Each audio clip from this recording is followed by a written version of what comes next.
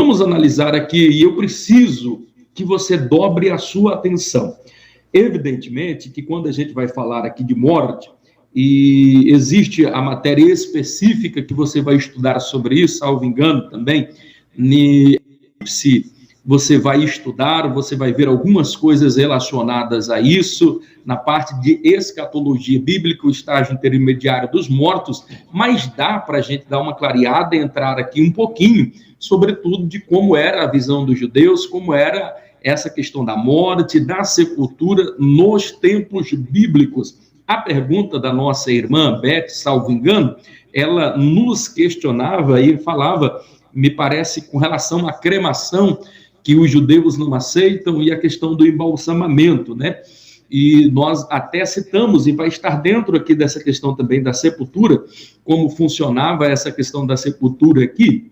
O que precisa ficar claro é que a questão de cremação para o judeu, ainda hoje, principalmente hoje, depois, inclusive, do Holocausto, em que os judeus eram queimados, incinerados vivos, aonde eles viveram os horrores da Segunda Grande Guerra Mundial, idos de 1945 a 1947, coisas horrendas que aconteceram, mortos, incinerados em câmaras de gases, mas já bem posteriormente mesmo a isso, já existe as leis acerca disso, e os judeus não aceitam mesmo de forma nenhuma, mas já ouviu-se falar de alguém, inclusive, que era judeu, que foi cremado, mas eles levam tão a sério essa questão, evidentemente, que sobre a cremação, que se cremar e levarem as cinzas para ser enterrado lá em Jerusalém, há um problema, porque eles não querem de forma nenhuma aceitar, porque para eles isto é algo extremamente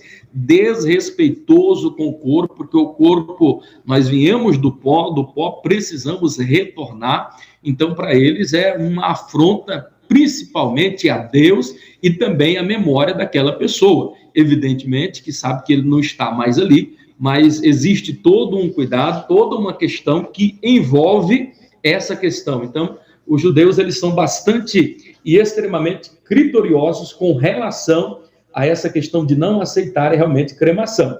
Agora, ao passo que a irmã também parece que perguntava sobre o embalsamamento, aí não, porque já é um tanto quanto diferente, a não ser que tenha alguma vertente aí, mas pelo menos a ortodoxa eu não conheço, mas se tiver algum pensamento, nunca li nada a respeito sobre essa questão do embalsamamento, tal como é feito nos dias atuais. Pode ter alguma diferenciação, porque nós vamos, inclusive, aprender que dentro do cerimonial do sepultamento judeu é um tanto quanto diferente, toda a liturgia, inclusive, mas essa questão aí já é herdada já de geração a geração, inclusive práticas que nós poderíamos hoje enumerar como sendo o embalsamamento, parecido com o que era o modelo feito lá no Egito, e os judeus estiveram por lá, por ocasião, quando Moisés os tirou com mãos fortes, no período em que José esteve lá, naquele período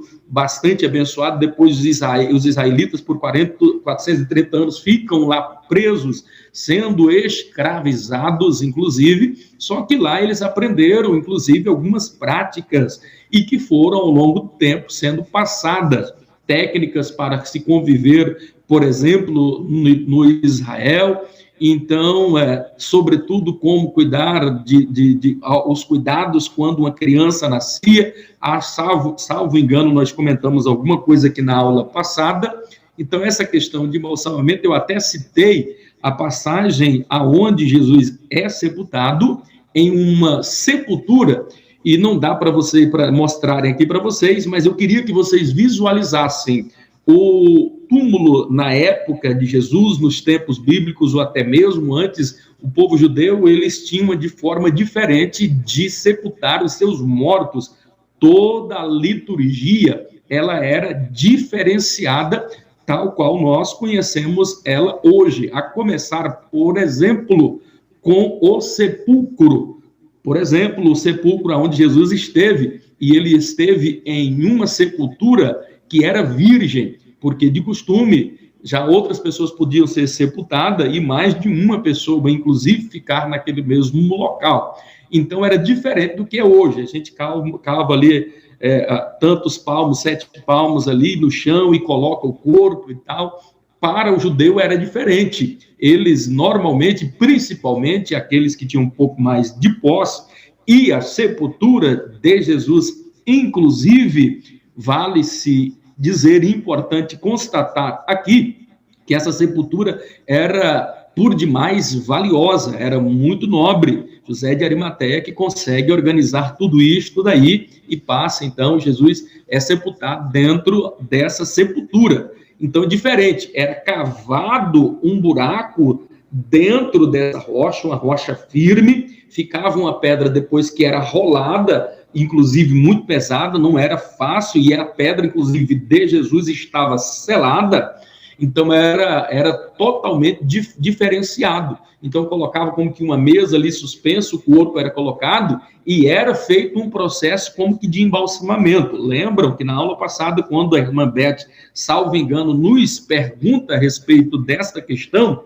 e eu comento e falo, inclusive, que dá para você saber, inclusive, a altura de Jesus, quanto ele pesava, qual era a altura e quanto ele pesava. E por que temos condição de assim o fazer? Por causa dessas especiarias, 100 arratéis de mirra e aloés. Então, com todas aquelas especiarias, quando as mulheres vão e vão retornar também para trazer mais especiarias ali, toda aquela questão, então você vai saber exatamente quanto aproximadamente Jesus ele pesava e qual era a altura. Até falei, Jesus pesava aproximadamente 93 quilos e media aproximadamente 1,82 m. Então ele não era baixo e também não era assim tão magro, né?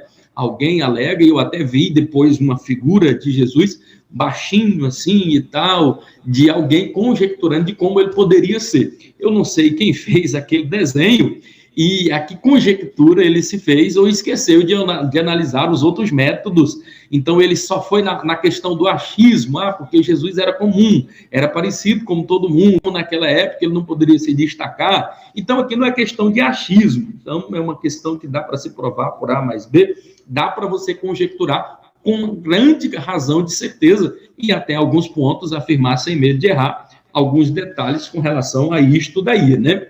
Então, mas o que eu queria realmente aqui enfatizar, porque é a forma como o judeu ele encarava a morte. No tempo de Jesus, vocês vão perceber que havia 2 partidos que se degladiavam muito com relação a isso.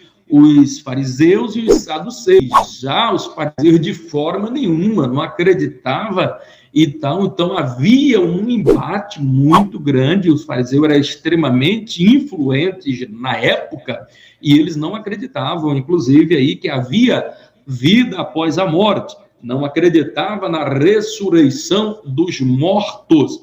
Então havia toda uma problemática. Então, principalmente Hillel, que os que eram adeptos de Hillel, inclusive Gamaliel era neto dele, então era a escola que tinha uma melhor interpretação a respeito disso, e dentro desse ponto, dentro desse núcleo, inclusive haviam divergências com relação a tudo isto daí. Eu percebo que parece estar uma travadinha mesmo aqui, talvez seja com a nossa transmissão aqui mesmo, né? Mas, na medida do possível, vamos acompanhando aí, se travar, se der algum problema, nós vamos estar gravando e depois a gente manda aí para vocês. Se vocês tiverem alguma pergunta com relação a isso daí, vão nos fazendo aí, irmã Beth. A irmã Beth disse que não está conseguindo. Boa noite, na paz do Senhor Jesus. A Cleia, Alessandro Rômulo, está chegando mais pessoas aí conosco. Vocês que tiverem as suas perguntas, as façam aí, por favor. Estamos aqui para dirimir e tirar as suas dúvidas, tá bom? Aqui a voz está demorando chegar e também está travando. Ok, tudo bem, minha irmã? Fique tranquila, a gente vai estar organizando isso aí na medida do possível, tá organizando aí para vocês, tá ok? Vou tentar falar um pouco mais compassado para ver se chega aí e fica mais tranquilo, tá bom? É uma matéria que eu precisaria muito, mas muito da sua atenção mesmo. Mas, sobretudo, sobre essa questão de morte e vida após a morte, sempre houve um grande debate, uma grande questão alusiva, muitas perguntas e muitas indagações a respeito disso. Eu não poderia perder a oportunidade de aqui falar com vocês a importância de nós entendermos a brevidade da vida e levarmos a sério essa questão da morte. Naquela época, havia-se também uma outra grande dúvida, aonde, inclusive, aqueles que acreditavam na ressurreição dos mortos, havia uma dúvida, o local aonde esses mortos estariam. Então, cliquem aqui comigo, eu gostaria que você dobrasse, por favor, a sua atenção, em nome do Senhor Jesus, porque isso vai requerer um pouquinho mais da sua atenção. E isso vai entrar um pouco naquela questão do estágio intermediário dos mortos. Então, assim, dentro daquilo que nós conhecemos na nossa linha futurista, esse local onde ficavam os mortos, que eram as almas desses mortos, um local chamado Seol. Então, dentro desse local, havia uma separação. E todos, pasmem com o que eu vou dizer, e isso, existem afirmações de Samuel, inclusive, segundo Samuel, que vai nos informar que o local desses mortos, tantos os que eram fiéis, que eram santos, que acreditavam em Deus e que serviam a Deus com interesse de coração, eles ambos iam para o mesmo local chamado Seol. E esse local, por sua vez, havia uma distinção. E o que é que separava um local do outro? É que havia um abismo. O local onde ficavam os ímpios, um local um pouco mais embaixo. E para vocês entenderem, está aqui o paraíso, o seio de Abraão, aonde nós vamos observar em Lucas, ele vai falar a respeito disso. Aonde estão os ímpios está mais aqui embaixo, nessa parte mais inferior, e aqui um pouco mais, aqui na parte de cima, estaria o seio de Abraão, conforme nós vemos naquela parábola ali do rico e do Lázaro. E ali a gente vai observar que entre esses dois locais, aonde estavam ali os mortos que morreram, não acreditando que eram desobedientes, estavam aqui nesse outro local, e os que aqui estavam um pouco mais em cima, o local denominado o paraíso, o seio de Abraão. Então ele ficava ali. E no meio havia um abismo, era como que um precipício muito grande, além de estar na parte mais baixa, havia um abismo. Então, além desse local baixo aqui, o abismo significava dizer que ficava mais embaixo ainda. Então, havia um local de separação, que separava eles, era o abismo, e segundo, que aqui ficava um pouco mais alto o paraíso, e mais embaixo ficava, aonde ficava ali o local dos ímpios. Depois da morte e da ressurreição de Cristo, vai acontecer algo interessante. Percebam? E vocês se lembram que quando... Vamos ver se tem uma pergunta. Pois o mais... A coxinha está saindo do meu celular, a caixinha está saindo do meu celular, deu problema. Vai ver pela TV. Muito bem, irmã. Vão preparando aí se tiver alguma pergunta. Então, acredito que vocês entenderam sobre essa questão desse estágio intermediário dos mortos. Com a morte e com a ressurreição de Jesus Cristo, aconteceu algo interessante aí, que mudou um pouco o local aonde hoje estaria o seio de Abraão, aonde estaria este paraíso. E isto fica bastante claro depois que a gente compreende a Escritura e quando, à medida que a gente vai estudando, sobretudo na parte escatológica, quando você vai compreendendo um pouquinho mais sobre esse estágio intermediário aí dos mortos. Mas só para tirar a dúvida, para ficar mais claro sobre essa questão, porque eu não quero que vocês tenham dúvidas com relação a isso, qual seria esse local aonde esses mortos que morreram em Cristo hoje estão? Evidentemente que os que são ímpios permaneceram no mesmo local, mas os que estavam no seio de Abraão hoje estão em um outro local, e eu quero estar falando sobre isso. Vocês se lembram aonde, na oportunidade, quando Jesus está ali já quase na agonia, nos momentos finais, no respirar final, e ali há dois ladrões, uma à direita e outra à esquerda, e um deles ali fica impressionado como o outro era uma pessoa tão desinformada, uma pessoa extremamente ignorante, e ele o repreende, diz, olha, nem tu estando nesta condição, esse homem nenhum mal fez, então talvez não é registrado todo o diálogo na maneira como foi. Certo é que aquilo dali demonstrou para Jesus, porque Jesus ele vê além. As pessoas viam que era aparente, eles estavam de repente olhando para aquelas 3 pessoas ali e vendo como se fossem todos eles malfeitores. E nós sabemos que apenas um deles ali se perderam daqueles 3. Jesus, por ser Jesus, obviamente, não teve nenhum pecado. E o que Jesus disse para aquela outra pessoa é extremamente revelador.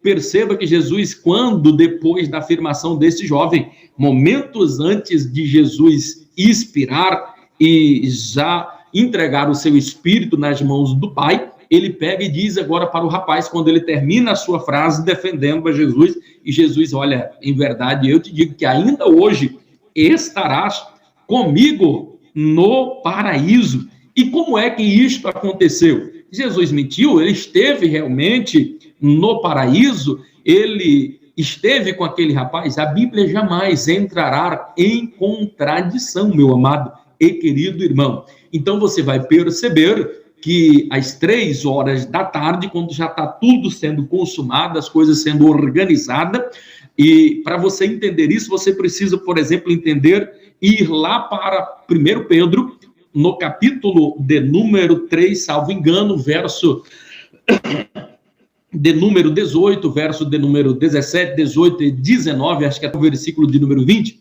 mas o 18 ele é extremamente esclarecedor, porque vai dizer que Jesus pregou para os espíritos em prisões. Aqui nós temos, inclusive, um erro aqui na tradução, onde diz assim, no verso 19, no qual também foi e pregou aos espíritos em prisão. Ih, pastor, agora apertou tudo. Como Jesus foi lá e pregou para os espíritos em prisão. Na verdade, depois da morte, segue-se o juízo, existe um véu de separação, de que quem morreu não pode vir aqui, e quem está aqui não tem como visitar o mundo dos mortos, a não ser que seja através mesmo de Jesus, porque ele transcende a tudo isto daí. Como é que a gente pode explicar, pastor, toda essa questão? Jesus pregou para os que estavam ali em prisão, esses espíritos maus, e eles converteram, e eles aceitaram a Jesus, eles levantaram a mão, e eles foram, agora tiveram a oportunidade, porque se nós formos analisar, a gente precisa analisar também esse texto, já correndo também, inclusive, lá para Efésios, no capítulo de número 4, o versículo 8 e 20, aonde vai dizer que Jesus, ele levou cativo o cativeiro, que Jesus desceu às partes inferiores da terra. Eu vou até estar lendo aqui para vocês, mas eu preciso depois explicar também aqui, para que fique bem claro que vocês não tenham uma dúvida com relação a essa questão. Capítulo 4 de Efésios, no versículo de número 8 e o versículo de número 9. Pelo que diz, subindo ao alto, levou cativo o cativeiro e deu dons aos homens. Importante dizer que isso daqui também está cumprindo uma outra questão também, dita lá nos Salmos de número 68. Há contrassenso do que muitas pessoas pensam, os salmos são todos eles messiânicos. Pastor, mas uns são, os outros não são. Não, 100% são messiânicos. Mas cada um não tinha um momento, cada um não tinha uma história, evidentemente que sim. Mas os salmos testificam de Jesus. Todo o Velho Testamento ele vai estar intimamente ligado com a pessoa de Cristo, bem como também os salmos. Mas o que eu quero falar aqui com relação a essa questão? Pelo que diz, subindo, levou cativo o cativeiro, e deu dons aos homens. Ora, isto, ele subiu. Agora já o verso 9. Ora, isso, ele subiu. Senão aquele que também desceu, antes já tinha descido às partes mais baixas da terra. Aquele que desceu é o mesmo que também subiu acima de todos os céus para cumprir todas as coisas. Eu quero provar aqui para vocês que se cumpriu o que Jesus falou aqui, ele pega e diz, olha, em verdade, ainda hoje estarás comigo no paraíso. Mas primeiro eu preciso lhe mostrar e lhe provar que Jesus ele não foi ali para pregar. Aqui a tradução, principalmente a de Almeida, e corrigida, ela já veio atualizada, ela vem e ela vai corrigir essa questão. Então, o termo mais apropriado, evidentemente que nós não vamos ter um equivalente aqui no português, mas a palavra correta aqui, se fôssemos colocar, e algumas versões já vêm consertando isso, diz que foi Jesus, ele anunciou, ele veio para anunciar. Na versão mais correta, que a gente vai pegar a tradução com os judeus, ele diz que Jesus foi dar a sentença.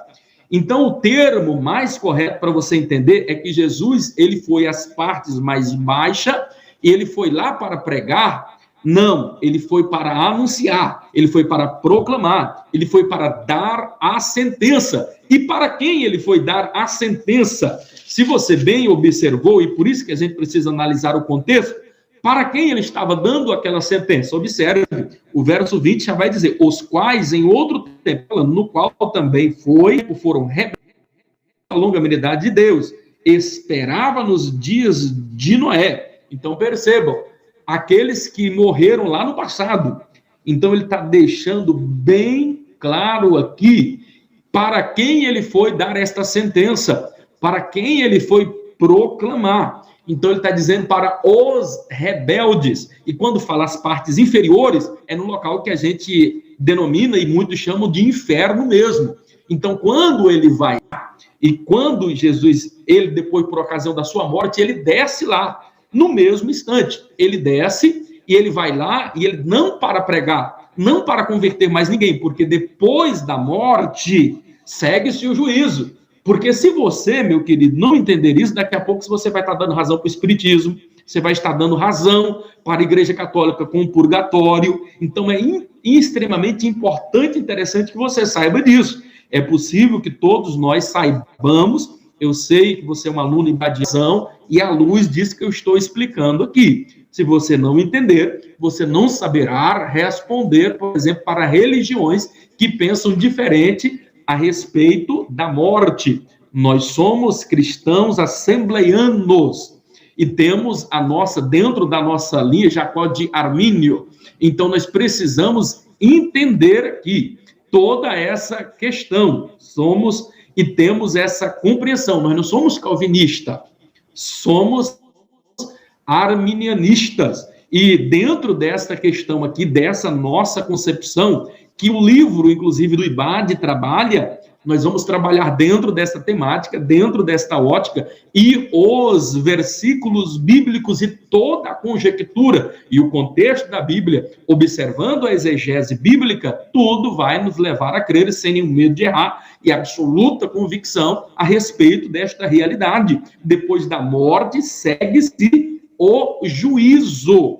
Inclusive, tem uma outra seita aí conhecida como alguém que guarda os sabatistas, que guardam sábado, inclusive, e nos levam, ou leva a pessoa a ter uma vida ignorante com relação a isso, porque é como que se depois da morte acabou tudo, então não tem nenhum problema, se não tem o inferno, a pessoa vai viver de qualquer maneira, vai viver uma vida irresponsável, vamos dizer assim, e eles pegam dizendo textos isolados, por exemplo, de Tessalonicenses, no capítulo de número 4, e o versículo de número 13 a seguir, onde diz, eu não quero que vós estejais ignorantes acerca dos que dormem.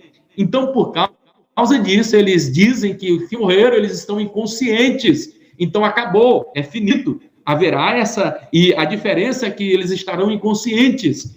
E essa é a grande questão com relação a isso daí. Mas nós vamos observar em Apocalipse, dizendo que aqueles que morreram em Cristo, eles estão clamando.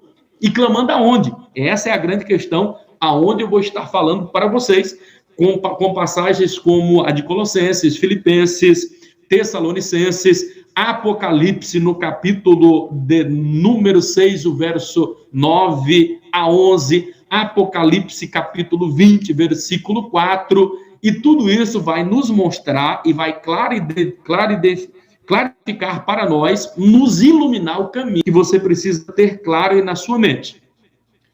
Deu certo aqui, estou em aula, muito bem, louvado seja o nome do Senhor, Adinaldo, Simão. Então, eu preciso que fique bem claro com relação a essa questão aqui. Então, percebam, Jesus, ele não foi. Tira isso da sua mente. Tira da sua cabeça que ele foi lá para pregar. Por que eu estou falando isso? Eu já vi pregadores dizendo, já vi pessoas dizendo e falando com relação a isso, que foi lá, que pregou e que pessoas se converteram. Então, vamos parar com essa bobagem. Depois da morte, segue-se o juízo. O texto é bem claro. E depois do texto, nós vamos observar aqui, está dizendo para quem foi dado a sentença. Jesus não foi para pregar para arrependimento de pecado. Ele foi dizer, ora, lembram a mensagem de Moisés? Lembram a mensagem de Noé que vocês rejeitaram? Que vocês quiseram viver segundo o seu próprio nariz? Que viveram segundo o seu bel prazer? Que não aceitaram a mensagem do Messias que viria depois de Moisés? Então eu estou dizendo aqui, eu estou aqui, hoje se cumpriu. Ali alguns pegam, inclusive, onde Jesus pega a chave do inferno e da morte, porque ele venceu a morte. Vai pegar aquela parte, inclusive, onde diz que Jesus pisou na cabeça. Não vamos entrar aqui nesse mérito, eu só quero dizer que Jesus foi lá e anunciou a sentença, proclamou a sentença, dizendo, olha, eu só estou aqui para mostrar para vocês, porque todo julgamento, querido, o que precisa ficar claro na sua mente? Jesus, ele não vai fugir dessa exceção. O dia do juízo final, o juízo do trono branco, que é diferente do tribunal de Cristo, é uma outra história, o tribunal de Cristo é para nós, e o juízo final, o trono branco, será para a segunda morte. Vamos falar agora, daqui a pouquinho, com relação a essa questão aí. Então, perceba e entenda que tem essa diferenciação aí. E perceba que Jesus veio para dar a sentença e vai dizer, ora, vocês estão aqui por causa disso e por causa disso. E isso nos leva a crer que eles já estão sendo atormentados. E o pior, o sofrimento que eles estão passando lá agora, os que morreram, os ímpios que não aceitaram a Jesus, que quiseram viver a vida dissoluta, já estão sofrendo, inclusive. Só que este sofrimento não é para comparar, porque a morte e o inferno, esse inferno será lançado em outro local, que é o lago de fogo, o Sheena, mas não é o que nós vamos estar falando aqui. Eu só quero que você entenda e perceba e fique claro de uma vez por todas na mente de vocês, é que Jesus não foi lá para pregar, ele foi para dar a sentença. Então, mas Jesus é justo, pastor. E aqueles que não ouviram falar de Cristo? Aí já vai entrar em outra questão, que quem morreu sem lei será julgado. Não vamos entrar nessa questão. Eu quero resolver primeiro essa questão aqui, que fique claro, sem nenhuma dúvida. Agora, preciso voltar para a questão de aonde Jesus ele esteve no paraíso. Então, agora nós vamos para essa parte onde nós estamos aqui. Pelo subindo ao alto, levou cativo o cativeiro e deu dons aos homens. Ora, senão aquele que subiu, é também aquele que antes de subir, ele já tinha descido. É porque aqui não está na ordem cronológica. Se você for pegar a ordem cronológica, o 9 veria primeiro do 8. Porque ele dá um enunciado que Jesus subindo levou cativo o cativeiro. Mais uma vez, eu preciso que você olhe bem aqui para a minha mão. Não temos como mostrar aqui em slides alguma coisa, mas eu queria que ficasse bem claro.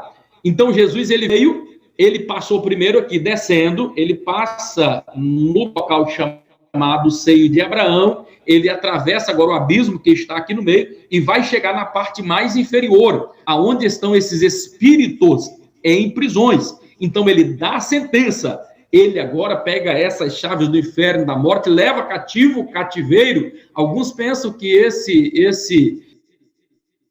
o cativeiro, esse outro local é quando Jesus ele deixa essa região aqui, onde estão os espíritos maus, onde ele deu a sentença, ele vem subindo, é o que o texto está falando. Você está caminhando comigo? Está conseguindo visualizar? Ele estava aqui, e agora ele vem subindo, chegou aqui, no paraíso, e é aqui que ele pega esse cativeiro, onde está junto aqui, ele vai pegar agora o seio de Abraão, esse paraíso, e ele vai levar para um local, para o céu.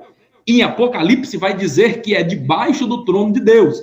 Talvez não literalmente, mas é porque o trono fica mais em cima. Certo é que agora ou inclusive aquele Lázaro, então foram levados agora, e Jesus vai com esse rapaz também no paraíso, sobe, é levado agora literalmente, porque Jesus é muito rápido, a velocidade do anjo é uma coisa extraordinária, então se cumpriu o que Jesus também falou, em verdade, tu estarás ainda comigo hoje no paraíso. Jesus não mentiu, foi verdade, isso se cumpriu, é maravilhoso, porque quando ele estava aqui, ele vem subindo, pega aqui o cativeiro, o local onde estava, que os que morreram em Cristo já não vai mais ficar perto, porque agora vai subir, vai estar no céu. E a Bíblia é bastante enfática em Tessalonicenses, Filipenses, outras passagens, que vai nos dizer que essas pessoas, essas almas dos que morreram em Cristo, e é por isso que é importante nós analisarmos a primeira e a segunda ressurreição.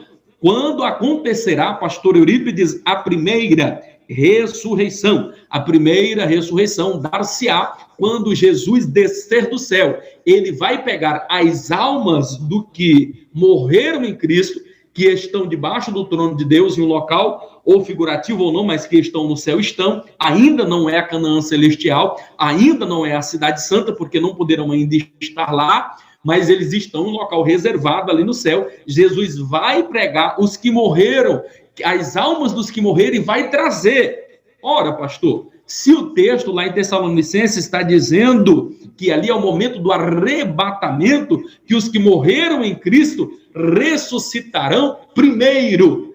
E o que as almas estavam lá fazendo? E por que esses corpos aqui vão ser ressuscitados? Eu preciso lhe mostrar agora. Aqui está a grande questão. Por que essas almas que estão debaixo do trono vêm com Jesus nos ares, o arrebatamento da igreja, essas almas, e agora esses corpos vão encontrar exatamente para isso, porque a alma não tem corpo, e a Bíblia diz que nós teremos um corpo, só que não é este corpo aqui corruptível, é um corpo incorruptível, e é um corpo que não tem pecado, que não tem doença, que não tem fragilidade, é um corpo glorificado. Então esse corpo que estava aqui no túmulo vai ressuscitar, só que glorificado, muito diferente do que é, e vai encontrar agora com esta alma, e a alma que não tinha esse corpo, agora terá um corpo, só que glorificado. Oh, aleluia! Louvado, engrandecido é o nome do Senhor Jesus. Que maravilha, irmão! Então, a Bíblia diz que bem-aventurado os que participarem dessa primeira ressurreição. E o texto é bastante claro em Tessalonicenses, no capítulo de número 4, verso de número 17 e 18, dizendo: pois o mesmo Senhor descerá do céu com grande brado e a voz de arcanjo, e os que morreram em Cristo ressuscitarão primeiro. Esses corpos ressuscitarão primeiro, encontrar-se-ão ali com as almas que já estavam no céu, esse corpo agora glorificado. Depois que acontece esse encontro, aí nós, que ficarmos vivos, se alcançarmos esse arrebatamento da igreja, e assim cremos, e assim esperamos, vamos encontrar também com Cristo, com o corpo glorificado, e não precisaremos, inclusive, nem passar pela morte. Então, a única certeza que nós temos da vida é a morte. E se não morrermos, é porque nós fomos arrebatados, e glória a Deus por isso. Se assim for, e se assim acontecer, não precisaremos enfrentar a morte, porque seremos arrebatados. E isto é tão verdade que eu estou falando, porque na fração de milésimos de segundo que agora eu estou falando com vocês, Jesus pode estar vindo, preparando para buscar a sua igreja. Pode ser nesse momento que já está acontecendo o som da trombeta de Deus, a voz do arcanjo Miguel, já preparando ali o grande regimento para vir arrebatar a sua igreja. Ele que é o responsável ali por os anjos, essa grande comitiva, para nós encontrarmos com o Senhor nos ares. Eu creio que Jesus já está voltando. Os dias em que nós estamos vivendo são por demais difíceis. Essa questão da pandemia, tantas coisas, queridos, que nós estamos vivendo, presenciando nestes últimos dias, tudo nos leva a crer que a humanidade já não terá muitos dias pela frente. Por quê? Porque a Bíblia nos diz, pelos sinais da sua vinda, e que tudo quanto haveria de acontecer, todos os sinais que por ele fora dito já aconteceu. E vamos adorá-lo na beleza da sua santidade e torcer que quando ele vier, nos encontre servindo a ele em espírito e em verdade. Muitos vão ser os que vão se desviar deste caminho, mas precisamos aproveitar o máximo de tempo para pregar, para levar a palavra. Os que morreram em Cristo, em um corpo glorificado, encontrando com a alma, terão agora esse corpo incorruptível para todo sempre. Nós que ficarmos vivos, seremos arrebatados ao encontro do Senhor nos ares. Apocalipse, onde eu falei também, mas ai daqueles que fizerem parte da segunda ressurreição, porque essa segunda ressurreição agora já não será mais para um corpo glorificado, mas será para a condenação eterna, no momento do juízo final, o acerto de contas, aonde todo joelho se dobrará. Pessoas que nunca se curvaram, que nunca estiveram buscando a Deus, que nunca tiveram o cuidado de procurar com zelo fazer o bem, pessoas que tinham o seu poder na riqueza, vão ter que se curvar, vão ter que se prostrar diante do Deus Todo-Poderoso. Adinaldo Simão Alves da Silva Tavares, Seol era o local que ficavam os ímpios? Sim, é exatamente isso, Adinaldo, que nós estivemos falando. Velho Testamento. Então, esse local, onde ficavam os ímpios, e é o que eu estou querendo falar, o que eu mostrei para vocês também. Nesse mesmo local, só, não no mesmo local, né? Mas com o mesmo nome, Seol, e dava para ser visto, e isso dá para, claro, evidenciar, evidentemente, no texto aonde o rico e Lázaro. Então, de um local dava para ver o outro. O que tinha era o véu de separação. Mas ambos os lugares ali se chamavam Seol. A diferença é que mais parte de baixo daquele Seol, daquela grande sepultura ali, daquele local ali aonde ficava, mais embaixo compreendemos e entendemos como um local chamado inferno, mais em cima o seio de Abraão. Mas os dois locais poderiam ser chamados de Seol. E isto é tão verdade que nós vamos pegar e ver textos lá no Velho Testamento falando, abordando a respeito disso. Depois da morte, da ressurreição de Cristo, como eu já falei, meus amados e queridos irmãos, nessa matéria, se vocês não viram, vai estar vindo o estágio intermediário dos mortos, você poderá estar explorando maiores detalhes, mas eu tenho certeza que muita coisa já ficou mais evidente e mais clara para você, quando passar por esta matéria, entender um pouquinho melhor sobre toda essa questão. Louvado, engrandecido é o nome do Senhor Jesus, que vive e que reina para todo sempre. Com relação a isso, só para finalizar, o que você precisa ter em mente, quando os mortos não estão conscientes, que os mortos estão dormindo, é mentira, santo. A Bíblia vai nos dizer bastante claro, Apocalipse 6, 9 até o 11, que quando abre ali o quinto selo, vai mostrar claramente que em Apocalipse 20 e o versículo de número 4, também mostrando a mesma questão, que esses mortos estão lá, e interessante, é uma parte escatológica, mas sim, são aqueles, e diz que essas almas estão clamando, estão chorando, estão clamando. Ora, se elas estão clamando, elas estão dormindo? Ora, com uma rápida análise, saber-se-ia que para harmonizar essa situação é muito clara. Quando fala no sentido, aqueles que dormem no Senhor, aqueles que já morreram, não no sentido de sono, porque os outros textos vai nos dar a clara certeza que se essas almas estão clamando, eles estão chorando, então não é algo que eles estão dormindo, ou seja, estão conscientes, porque o céu é lugar de pessoas conscientes, a pessoa precisa saber por que lá esteve, como também no inferno, as pessoas lá estarão, todos eles serão julgados, e serão julgados por quê? Para saber o porquê, o motivo e a razão, porque eles passarão toda uma eternidade lá no inferno, aonde o bicho nunca morre, aonde a ferrugem não corrói, aonde para todo sempre haverá pranto e ranger de dentes. Tal é o sofrimento ali daquele local. Então, acredito, entendido?